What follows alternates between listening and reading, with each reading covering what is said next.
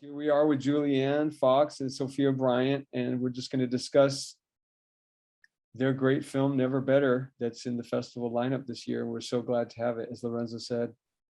Just a wonderful film. And we'll just dive in with some questions for you both. This question's for you, Julianne, but how did the first, the original idea come to you? I know, well, you might want to talk about it, but, how much of this is based on your situation? Yeah. So it came about because the way that the film was made was through this competition called the 6 Feet Apart experiment that Wayfarer Studios put on. And I was inspired to write the movie in response to the competition. I can't say in the summer of 2020 I was particularly called to make a movie about the pandemic in that sense. I don't think without the opportunity to make it, I was necessarily super inspired by it. But when I saw the call for entries where they were looking for feature film scripts that could be produced cheaply in a pandemic, I was like, well, quarantine is contained. And film is great for escapism, but at that point I felt very stuck where I was. And so I only felt able to kind of look around me for inspiration.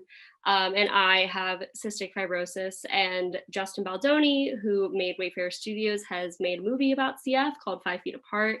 So I thought they might be interested in something about CF. And I was kind of grappling with what it meant to have a lung disease during a respiratory pandemic. And I feel like it's an invisible illness. And for the first time in my life, it felt like the most obstructive as it had been due to COVID, and just not having the same pandemic experience as all the other young people my age who, felt very invincible, and, whether they had more of a choice of whether they wanted to follow COVID guidelines or not.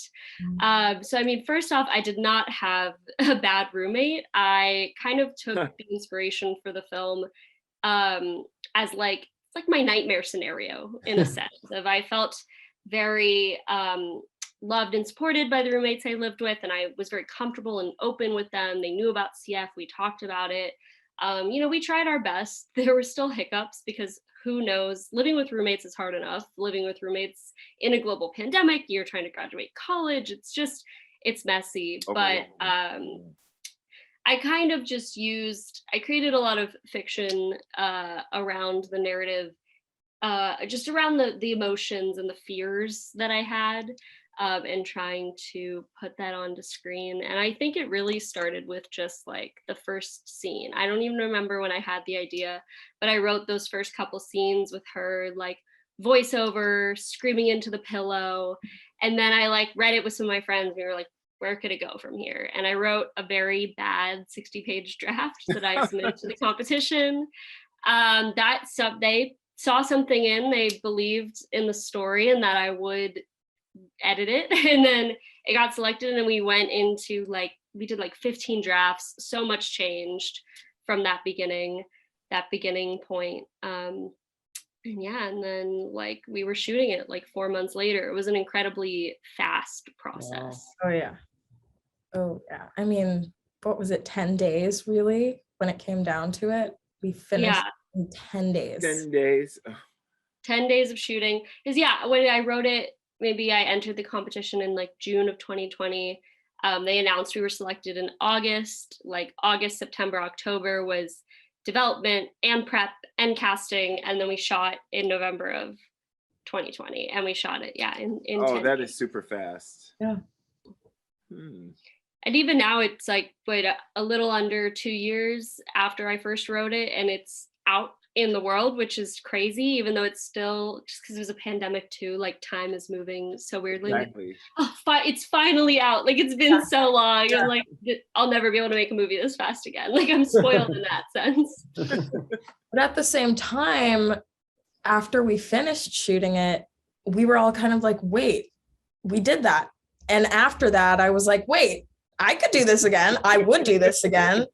Yeah. It was the most impossible thing became possible, and we all were kind of did that really just happen? But because of that, I want to do it again. It was just, there were so many challenges that would only come up with having to do something that quickly.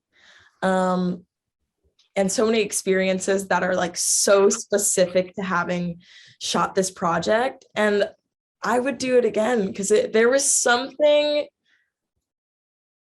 so different about doing this. And I also, I agree. I feel like we were pulling a lot from just things we had to do every day and things we were dealing with every day. I mean, we had a couple of COVID scares during the shoot. It was it was like such a real thing that everyone was dealing with, cast, crew. I mean, it became a really personal project in that way. Mm-hmm. Yeah. Yeah, that's one thing we wanted to ask you about too. And you kind of spoke on that there, Sophia, about just shooting such a personal story and during actually COVID and just with the crew and everything in the room and just how that all went down and just over 10 days. I mean, yeah, process. It definitely, we had some things arise that we kind of, or at least I didn't really realize I'd ever, had to be mindful of or conscious of. And also having such a small crew, and even smaller cast was, everyone had to really come in and be ready to go and be prepared. Because we had such a small crew, because we had such a small cast, and because we had such a short amount of time to do this, aside from us trying to do this in literally the middle of the pandemic, yeah, it was pretty hectic. But again, I would do it again. And I think we had literally the most perfect, awesome people working all together, putting their heads together to create this, because I mean, everyone came in, we were all on our A game every day, even if we were tired or overwhelmed. Wow, that's because, fantastic. yeah, it became so personal for everybody. We could all relate to this story in some way because we were still kind of living through it. We would leave set every day and it was still COVID. It was, still this reality we were living in on and off set. So yeah, I feel like it became very it's a kind of a self-reflexive, it's a very self-reflexive film in many ways. And then the ways that, we're just chronicling the pandemic experience in real time. And we did, we had a COVID scare like right before we shot, that luckily there was no like on-set transmission because we were following all the guidelines, but it just felt kind of cruelly ironic where we were like, this film about my fear of getting COVID, we're all gonna get COVID, and luckily they didn't get COVID. But it was just like I would come home at the end of the day with like insane red marks on my nose, and like we'd have to run outside to drink water. Like there was like no taking your mask off inside, except for the actors, of course, while they were acting. But then there are even like multiple scenes in the film where, like, honestly, actually, I would say our two like most pivotal like emotional scenes. Can we talk about spoilers? I guess this is play.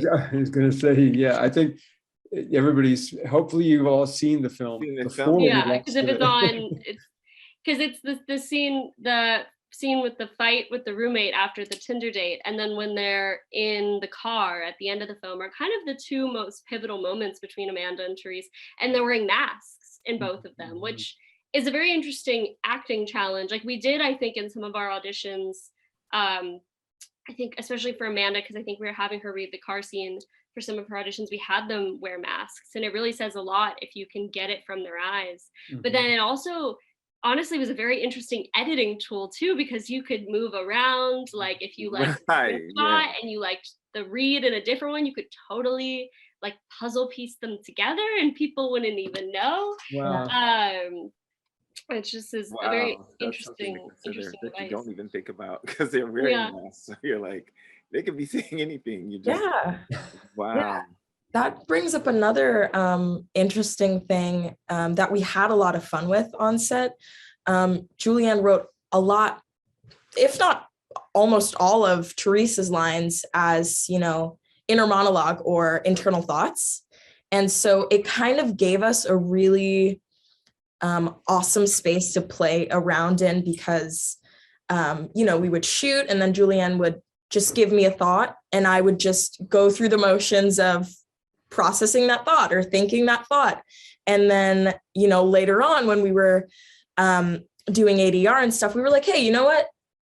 I feel like this is a thought she would have, or this is how she would say that. So it was easy to kind of go in and tweak little things, even in post, because everything was so internal. It was a lot of fun. It was really interesting. It's such a unique way to start. I mean, Julianne, this was your directorial feature debut, right? Is that correct? Mm-hmm. Yeah. So how was that? I mean, just shooting your first feature in the middle of COVID, and just how did you just, gear yourself up for this? Yeah, I don't even know.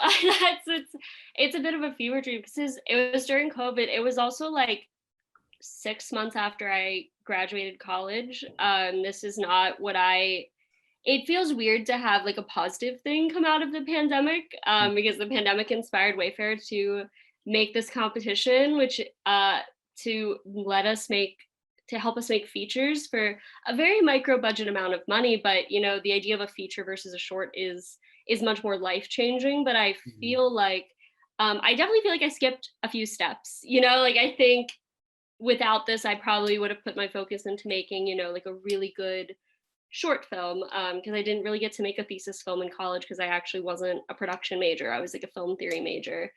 So it was nerve-wracking in a sense to go into, because it was like, am I ready for this? And I don't know if maybe you're ever ready for it in a sense.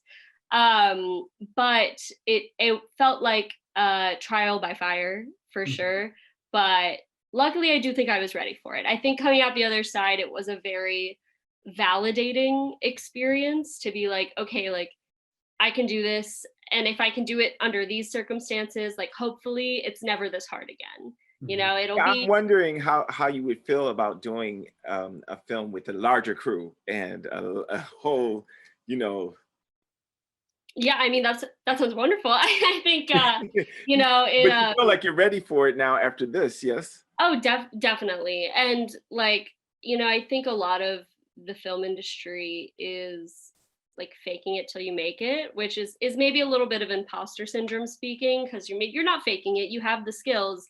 But also like, even if, I haven't led this kind of crew, or I haven't, worked with this talented of actors, like you just kind of assume you can do it and hope, and like it guides you forward, because so much on set is just pure energy, like mania, just trying to get the shot and move forward and like keep everyone on track and just make sure that everyone is like feeling good and having a good time, but also putting out good work. And doing something small like this was probably less intimidating than a bigger thing, but it also, many lessons were learned. I think in doing it with the absolute bare minimum of resources, you have to get very crafty. And I think that's where, like Sofia was mentioning, the crew, really showed up. And it was a lot of kids that a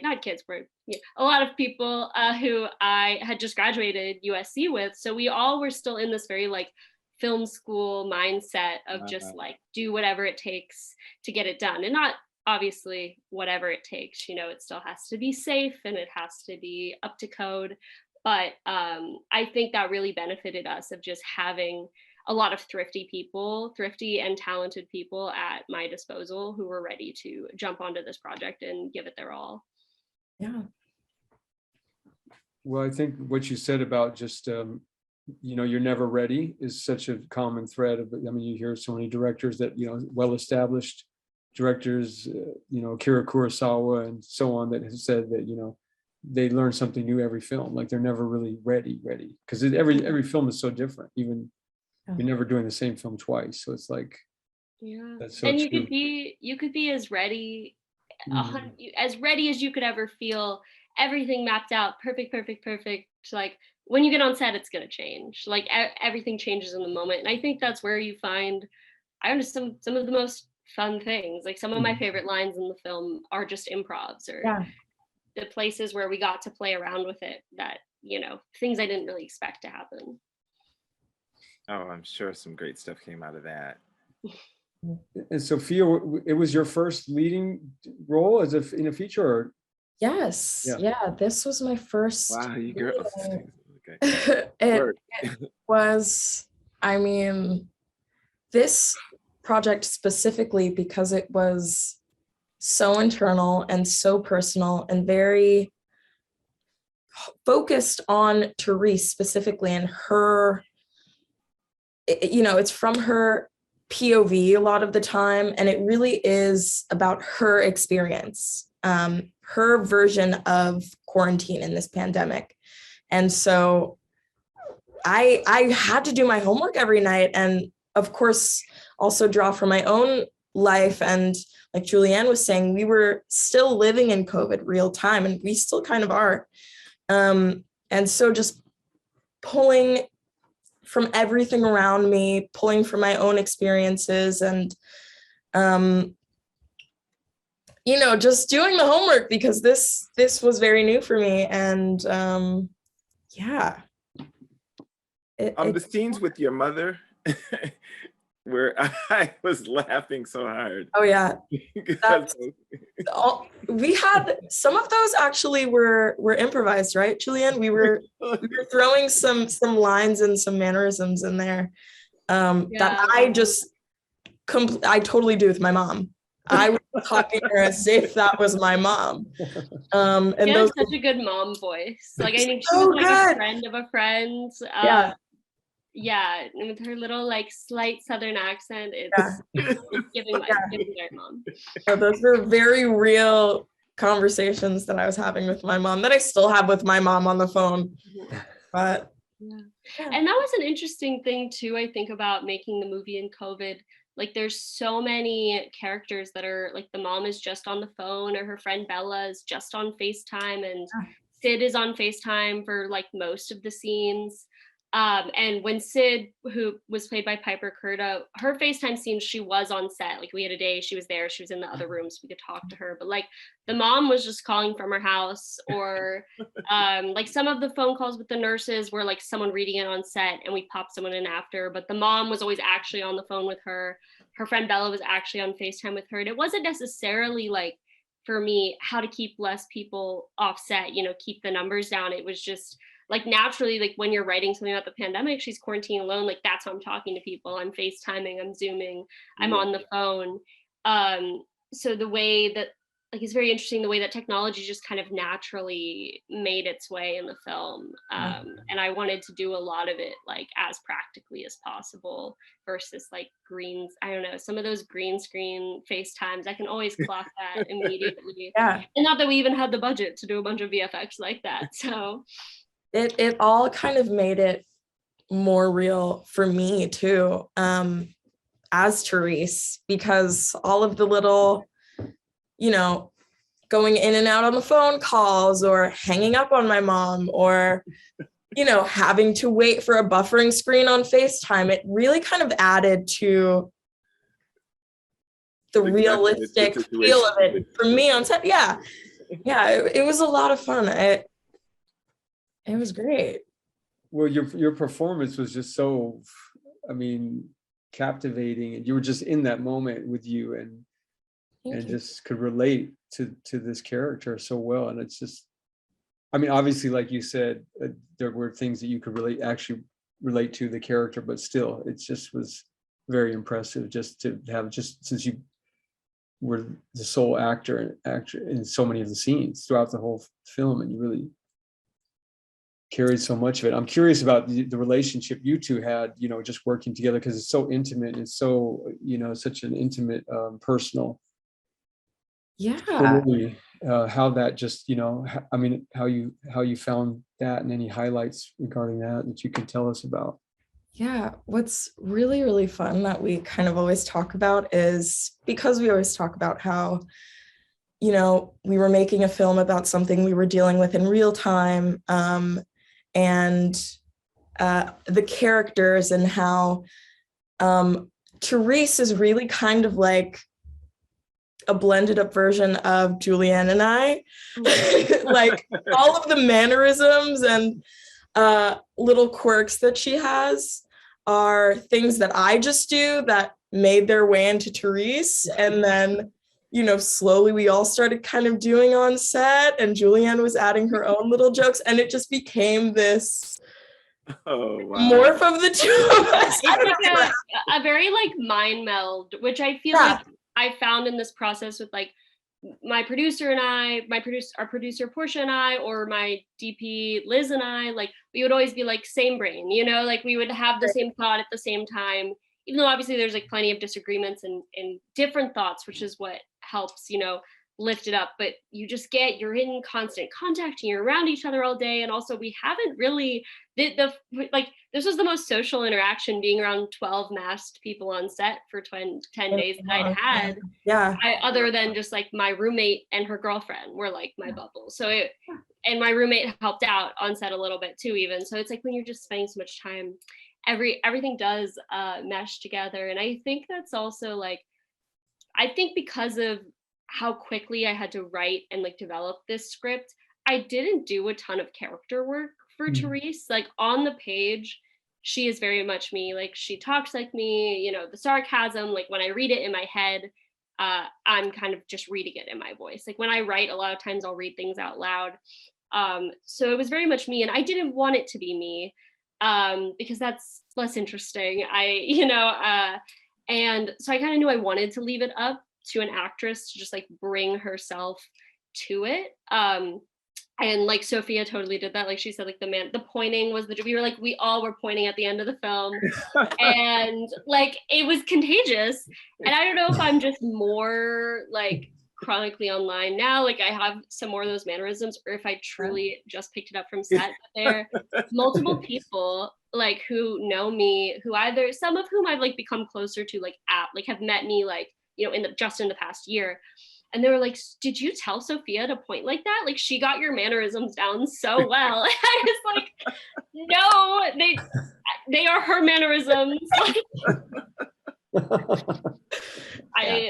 Maybe I just watched the edit too much, which I definitely did. But yeah, past photos of all of us doing that, don't we? No, that's gotta be This one, like 12 of us in a line going. Yeah.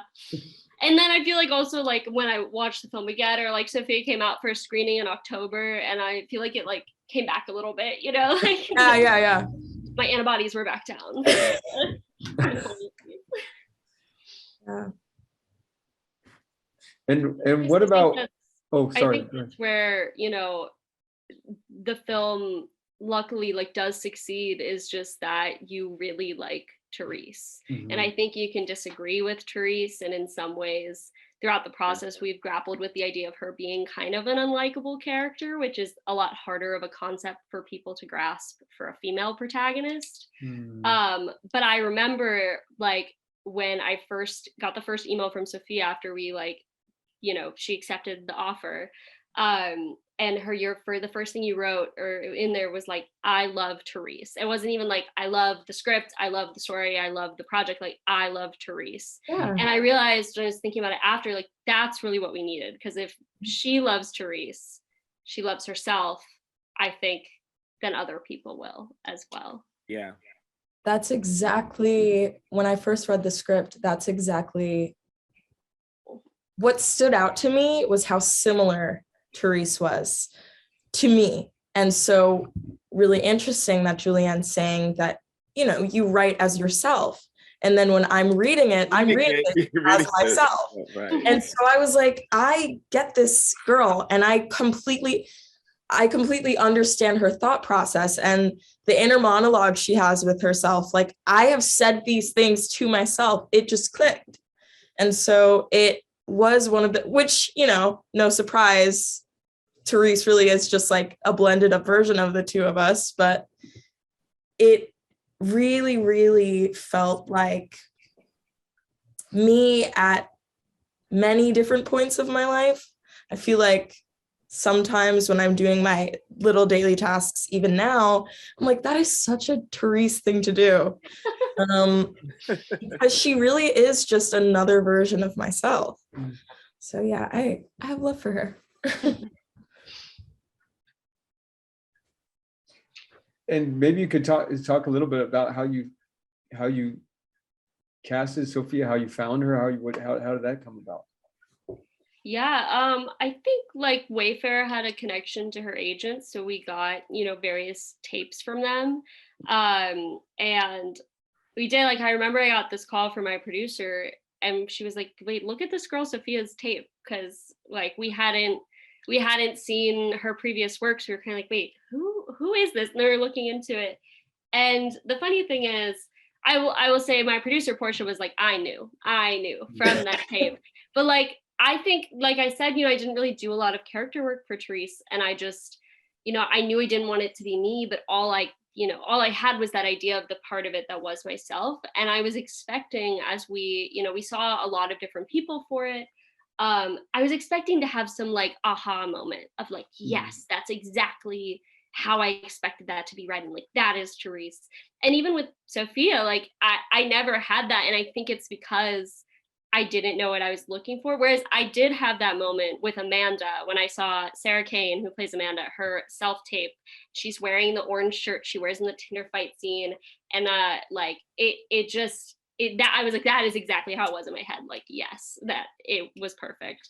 But yeah, I never had that for Therese, which I always have found like kind of ironic for then, like, I would say like Sophia did end up being perfect for this role, like, but so much of the silliness and the kind of goofiness that came on set and like all the fun improv we had, like that's really hard to get in on audition over Zoom. So like that was a very pleasant surprise when we got on set after that first day and we were like, yeah, like this is gonna work. Like this is it.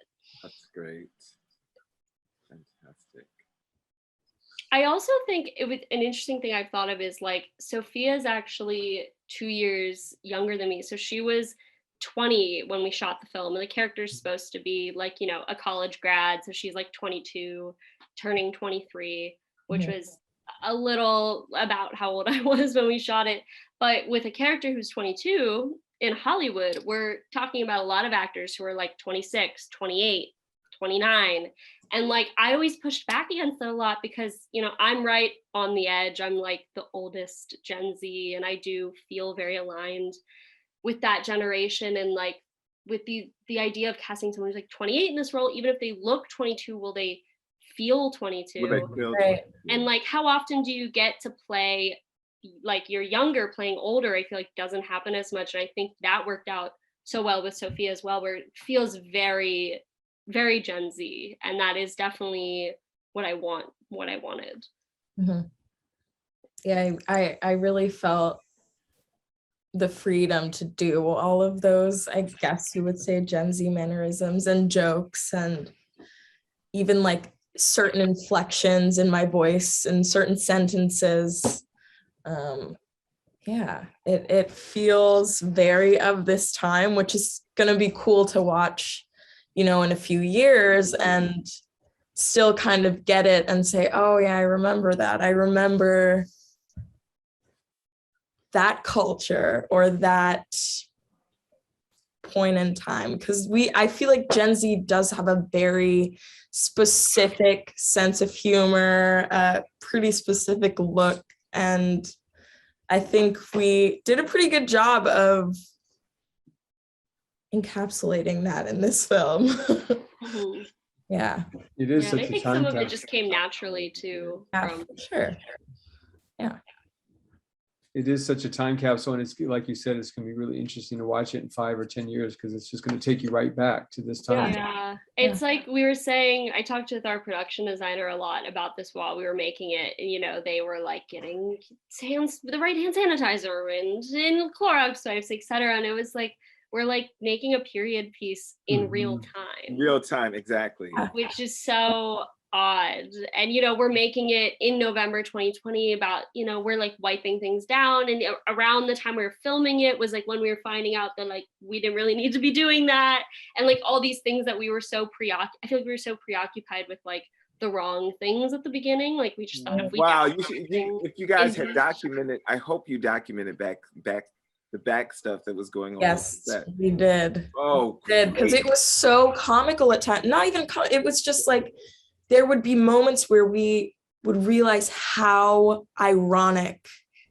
it was that, like, you know, yeah, we're wiping this thing down in the scene, but we're also making sure maybe we are using the disinfecting wipes because we do want to disinfect the surface. And like Julianne was saying, this is kind of when the vaccine started becoming a thing. And, you know, we had the whole discussion of who wants to take their vaccine, who's not going to take their vaccine. And also this was the time that, oh my gosh, my mind is going blank now. We also weren't, I guess this adds on to what you were saying earlier, Julianne, with like kind of containing the bubble and it becoming such an intimate space because we were the only people we were surrounding ourselves with. So we would go off set and we weren't going out after, we weren't, you know, going out to eat. We didn't even really have a cast party. Wow, it was such a bubble. Such a bubble. And so, you know, you're on set and you're practicing all of these protocols, but it really was our life for that entire amount of time that we were shooting. I mean, that was just all of our shared reality in that moment. So it's going to be so, even looking back on all of the BTS, it's so insane to just look back to that even now and kind of remember that moment in time because it was wild. You guys shot 10 days straight? No. We did 6 days on and then a day off and then 4 days on. Mhm. So luckily, I will say, like, you know, obviously, like I said, first feature, but like those first 6 days, like the 5th and 6th day, I would like sit down at lunch and just like melt into my chair. Like I was like, my body is rejecting this a little bit. This is like, especially having not left, you know, barely leaving my house for so long. It was a test for sure. So on the day off, did you guys still stay together or did you disperse? No. No, well, yeah, we didn't interact outside of set. Like it was a bubble in the sense of these are the only people we're seeing. And I think that was what was most important for me. Because you know, we're getting COVID tested every day, but it still is like we're not seeing each other without masks on, except for if anyone on set like already lives together.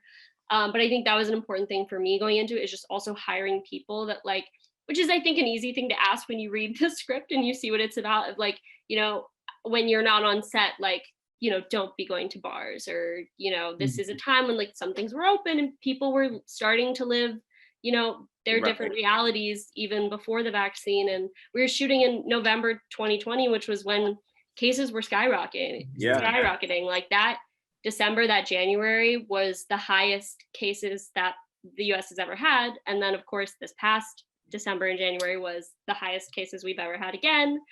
So it was very stressful. It was just kind of like, please, you know, like go home after set. And obviously when you're working 12-hour days, you can't do much else, but it did kill me not to be able to have a wrap party, you know, like we all left. We were like, bye, okay. I think there's this BTS video I actually found that was like, we're gonna get so drunk together in the fall. Because it's so like we don't know when things will be open, but like this past October 2021, we got to have a screening and we did get to like go out a little bit. So it felt like a satisfying cap to like the wrap party we didn't get to have because well, we do understand that, because that's why we didn't have a big filmmakers, you know, party. It was really, and we were trying to do it on a terrace outside and it was raining. So we were like, oh boy, we don't want to be a super spreader for sure, or even have a, you know, but yeah, what can you do? I mean, you have to wait it out. Basically. Yeah, and it's those like predictive natures of the film too. I remember there was a line in the scene when she's talking with her roommates. It's supposed to be like, I think March 13th, 2020, you know, like the day the pandemic hit, and they're like, okay, what are the rules? What are we gonna do? And there was this line that was like, well, I don't think my life can be normal until there's a vaccine. And they're saying that that's like at least a year away. And then we were editing it around, we were editing it like first part of 2021, and I got my first vaccine in like January of 2021.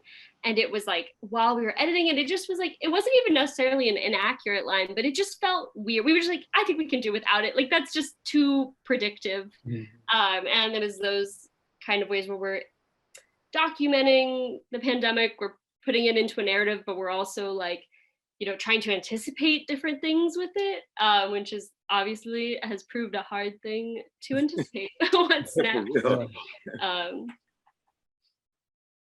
Because when we started, they were saying, 2 weeks, 2 months, 3 months, 5 months, then it just kept growing and growing and growing. Yeah. Well, it's just really so admirable that you all went and shot this film during this time. I mean, just with the fear factor and just the safety issues and then trying to get a performance and make a quality product under that circumstance. And then you actually accomplish that, which is just really, I mean, we have this thing called the essential cinema, and it's basically, I mean, your film just really encapsulates that in terms of just, you have the essential workers that are making, the food that we, preparing the food and making all this stuff that we all needed to survive. And then you have people like you that are just filmmakers that felt the need to go out and tell these stories at this time and actually carried it through. And it's just really so important because, like we said, I mean, you're going to be able to watch this in 10 years and just go right back. So yeah, thank you so much. Yeah. And I was going to liken that to, we had a film that basically there was a guy with the camera who did the whole Twin Tower thing, or who like, he was videotaping the planes going in and everything. And they did this film. And when they were doing it, I was like, oh, wow, it just takes you back. And you go back to September 11th and it's, 20 something years, but still. And when it happened, you're hearing about it so much, but then as years go by, it kind of just dissipates. But when you actually see a film of everything happening and how it was on the news and the reports and how they were talking about this happening and then the Pentagon thing, and then it was like, oh my gosh, like it stirred up all those feelings. So this is going to do that for the world, because it's good job. Yeah, great job. Well, we want to know what you have in store for the film, and then also just other projects that you're working on, each of you. Yeah, I have a film in post-production called Little Dixie. I'm very excited about it. I'm still doing some ADR for it. But yeah, that's going to be coming out with Paramount soon. Like Julianne said, this pandemic is still kind of slowing things down a little bit, but hoping for the end of the year. So stay tuned. Oh, congratulations. We will definitely be looking out for that, and we can do something on our website about it. Like, definitely. Great. And the film is out on VOD. You can rent Never Better on Amazon, iTunes, Apple TV, wherever you can find movies. So if you enjoyed it, tell a friend. It'll probably be out, I believe, for about 2 more months. It's been out for a little bit now. You can find us on social media, neverbetter_film on Instagram and on TikTok. And yeah, and as far as what I'm doing next time, a lot of my time is still revolving around Never Better a little bit. I've been writing and just trying to figure out what the next project is. So I'm tech avail, if anyone's asking. Well, we definitely look forward to seeing both of your work in the future. I hope that maybe one day you'll do something together, because you're definitely dynamic duo. For real. The universe let you find each other. That's great. Yeah.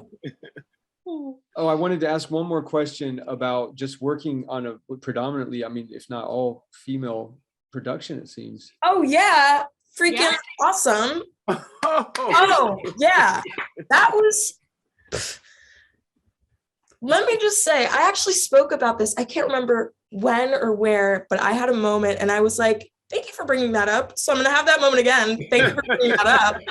Because, oh my gosh, especially in this industry, where it is very white male dominated, it's so awesome to come in and even just wake up in the morning and one, know that everyone is going to be on their A game, but know that I'm working with like awesome women that are just so knowledgeable and creative and hardworking. Julianne is like amazing. Liz, amazing. Portia, like it's so empowering and it just makes you want to do your best every day.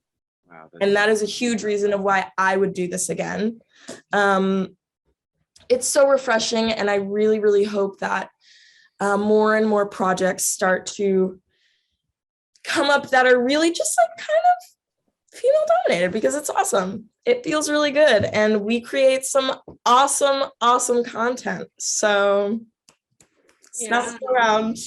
Totally. For sure. Yeah, I wasn't in like 100% female crew at all. There were some guys. There were some guys there, and they were great.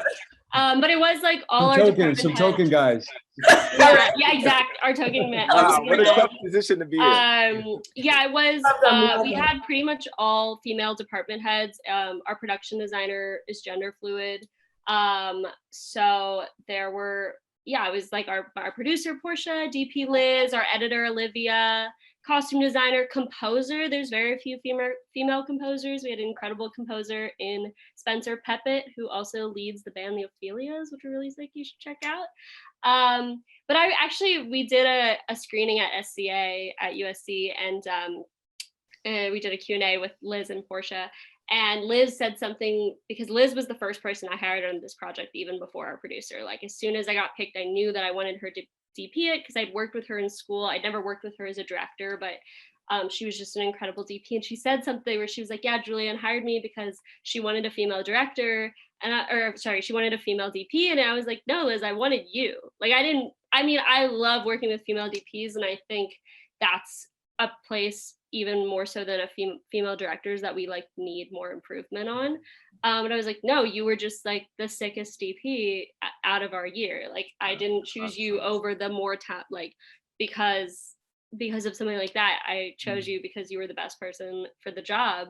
Mm-hmm. And she clearly was, because she killed it. But I think something I noticed in school when, working with like a female director DP duo, where it's just women from the top down, that things got stressful. There were times on set where, people got a little mad or things went wrong, but it's just like, it's a very understanding environment. I feel like when you have women from the top down, it's less, even if we got annoyed or if something went wrong, like, there was no yelling, there was no like, taking it out on other people. It was just like, okay, how do we fix this? Like, how do we move forward, and how do we make sure that everyone is still happy and healthy and like able to work out this problem? And I think that environment just kind of trickles down through everyone, where it's not that you can't have men on set, but you hire the right men. You hire the men that are not contributing to a toxic environment, because they have no qualms about working under women. Mm-hmm. Yeah. To add on to that briefly too, it also, because this film is about the protagonist is also female identifying, it's so important to have people working on the project that are going to understand that point of view from that aspect, because it is going to be very different from someone else. So it's important to kind of have the people on the project that are going to understand the point of view of the character, because I feel like it is going to really help to create a more realistic atmosphere. And of course, even just down to the technicals, like the scene where Teresa's in the bathtub. Spoilers, well, not really, but I guess we kind of it really, you know, I felt so comfortable on set, and we made sure that we had, you know, that everyone was just comfortable on set, and it was always a safe environment. And I think having that many women on set kind of ensures that. That's great. Yeah. That's great. I mean, as an actor, you are, when you're relaxed and you feel like you can let yourself go, you can go into all kinds of different. Absolutely. Yeah, that's great. Yeah. And you, I mean, I imagine, I mean, you especially needed that comfort zone with everything else going outside in the real world, even more so. Absolutely. And also, still allowing myself to be open to receive as well, because a lot of Therese, especially her having CF, I had to learn a lot in order to portray her accurately. And so just all of these awesome things kind of created the perfect environment for me to feel comfortable in myself, to bring what I already had, and to also allow myself to be open to learn and take in, so that I can accurately portray her at the end of the day, because that's really what we want. I want, for any character that I play, and I've said this before, to just feel real, and not like a character or a version, a caricature version of a person, because this is a lot of people's experiences, and it's important to me that I'm accurately representing whoever it is that I'm playing. So, yeah. Well, it's just, you know, so interesting that, you know, we were speaking some of the silver linings of COVID. Obviously, there's so many terrible reality behind it all, the deaths and the sickness and everything. But on the other hand, this idea that it was an eye opener on so many levels, and one of them was this, you know, what you're touching on here in this film about just people who were either immune compromised or have some kind of condition that subject them to greater risk. And that was a subject that I don't think I've ever really remembered, you know, coming up in the mainstream before this, of like, you know, the fact that there's different, you know, people, just the sensitivity to people's issues, that people have so many different, whether it's your elderly, and you, whatever the, you know, that we're not all the same, that everybody's got their own challenges and we each have them, but it just makes you so much more aware of just other people, I think. And just, it's such a human film that you made because of that. And it's, again, that's just another aspect of just this time capsule of this film, just that it really captures that human side. So we thank you both for your work to do this, because it's just, it's such a timely piece. Yeah. Thank you. Thank you.